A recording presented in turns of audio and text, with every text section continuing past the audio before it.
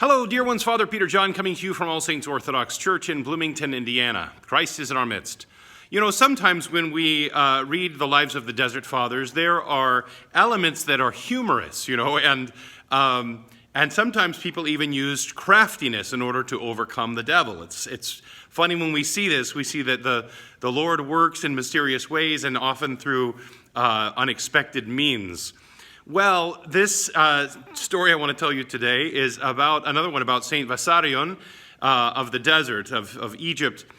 When he went to church, there was a certain place where he sat. You know, some of us, when we go to church, we have a usual row or a usual seat that we sit in. It doesn't have our name on it, but it's just generally if we go in the church and there's nobody sitting there, that's where we go. Well, St. Bessarion had a place like this. He had a place where he sat, and all the monks knew where he sat, and he always sat in the same place when he went to church.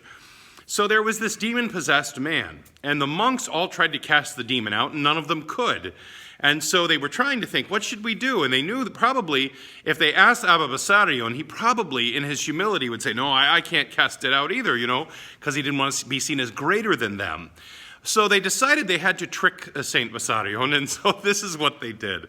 They took this man who was demon-possessed, and they brought him into the church, and they sat him down in Saint Bessarion's seat.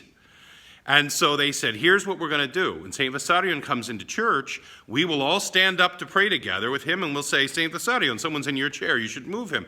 And so this is what they did. St. Bessarion comes to church early in the morning, all the brothers are lying in wait, and when he walks in, they all stand up to pray. And they look at him, they said, Abba Bessarion, a monk is sitting in your chair, you should move him. And so Abba Bessarion goes over, and he says, arise and go forth.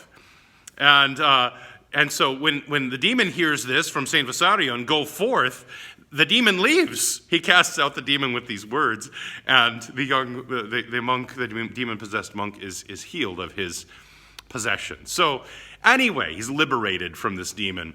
This is just one of those examples where trickery brings about a great blessing, and these monks thought creatively about what is it that they could do, or how far did they have to go in order to help this brother be freed from his demonic bondage.